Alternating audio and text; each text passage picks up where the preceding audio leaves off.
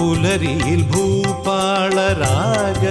ഭഗവാന്റെ പഞ്ചാക്ഷരി മന്ത്രം ഉയരുമ്പോ പടിയാറും താണ്ടി ഞാൻ അവിടുത്തെ സവിധത്തിൽ പരിചൊടുവന്നെത്തി നിന്ന പുണ്യം എൻ്റെ പരിതാപമൊഴിയുന്ന സത്മുഹൂർത്തം.